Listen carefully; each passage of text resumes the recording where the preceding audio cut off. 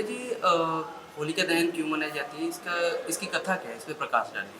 सच्चिदानंद रूपाय विश्वोत्पत्त्यादि Hathaway तापत्रय विनाशाय श्री कृष्णाय वयं नमः। सर्वमंगल मांगल्ये शिवे सर्वार्थ साधिके शरण्ये त्र्यंबके गौरी नारायणी नमोस्तुते। श्री दुर्गा माता मंदिर जगरामपुर लुधियाना से मैं पंडित हरि मोहन शर्मा माँ के श्री चरणों से सबसे पहले नगर वासियों को, पंजाब वासियों को, देशवासियों को, विश्ववासियों को होली पर्व की बहुत बहुत बधाई देता हुआ और माँ के श्री चरणों में निवेदन करता हूँ कि सभी के जीवन में होली बहुत अच्छे से आए। रही बात होलिका दहन, होली को क्यों मनाया जाता है कि शायद आपको मालूम होगा, हिरणाकुश और हिरणाक्ष दो भाई थे, उनके बच्चे था एक प्रहलाद। उसको कुबलिया पीड़ हाथी से और जगह जगह सनातन धर्म के विरोध में उसको मारा पीटा जाता था, लेकिन वो सनातन धर्म को नहीं छोड़ता था। तो उनकी बहन थी एक होलिका। होलिका का गुण ये था कि जिसको लेकर वो बैठ जाए जलने के लिए तो वो आप नहीं जलती थी, और जिसको गोदी में बिठा ले वो जल जाता था। तो लास्ट में उन्होंने जो है प्रहलाद जी को होलिका की गोदी में बिठा दिया अपनी बुआ की में कि ये जल जाएगा और नष्ट हो जाएगा।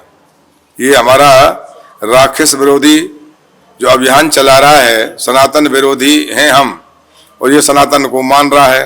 तो हम नहीं चाहते हैं कि हमारे परिवार में, हमारे कुटुंब में, हमारी संतति में ऐसा हो कि जो हमारे धर्म के विरोध में जाए, तो उसको हम नहीं चाहते हैं कि वो जिंदा रहे।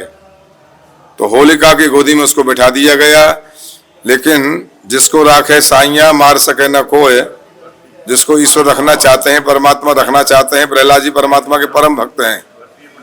प्रहलाद जी परमात्मा के परम भक्त हैं, सबसे पहली श्रेणी के भक्त हैं वो। तो जब वो उसमें गोदी में बैठे, होलिका दहन हुआ तो होलिका ही जल गई। प्रहलाद जी बिल्कुल खेलते हुए बाहर निकल के आ गए।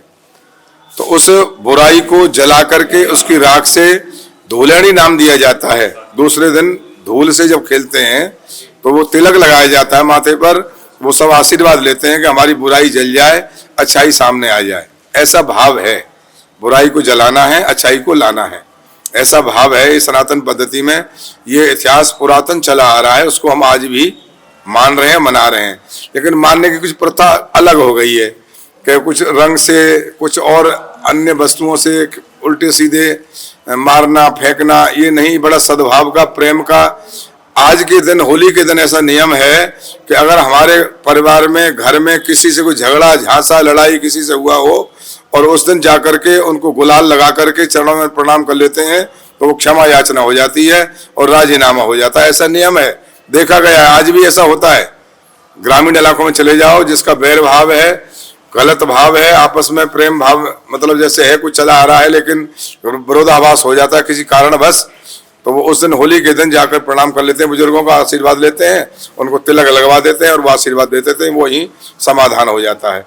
ऐसा पुरातन हमारा विषय चला आ रहा है। तो होली का जो त्योहार है, वास्तविकता ये प्रेम सद्भाव का है कि बड़ों को, बुजुर्गों का हम प्रणाम करें, आशीर्वाद लें और अपने जीवन में सफल हों, ऐसा नियम है।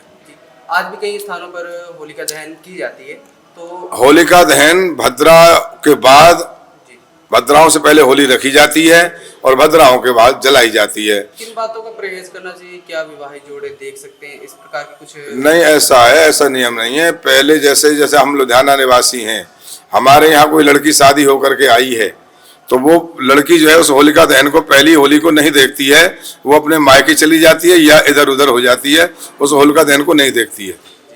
ऐसा नियम है। और लोग व्रत भी रखते हैं, पूजन भी करते हैं उसमें, और उसमें गेहूं की बाल या कुछ जौ की बाल लाकर भूनी जाती हैं, जैसे अन्न धन की हमारे घर में वृद्धि रहे, कोई कमी ना आवे, ऐसा भाव है। तो उसमें रात्रि में 12:30 बजे करीब होलिका दहन का विधान है। आज भद्रा के बाद होना चाहिए और वो होगा, उसी समय करना चाहिए। उसके बाद सुबह प्रातः उठ करके उस धूलेणी से, उस धूल से, उस राख से सबको तिलक लगाएं और नतमस्तक हों, प्रणाम करें और होली का दहन करें, उसका आशीर्वाद प्राप्त करें, जीवन में अपने में सद्भाव प्रेम प्राप्त करें। सच्चियां जोता वाली माता त्वाडी सदा ही जय।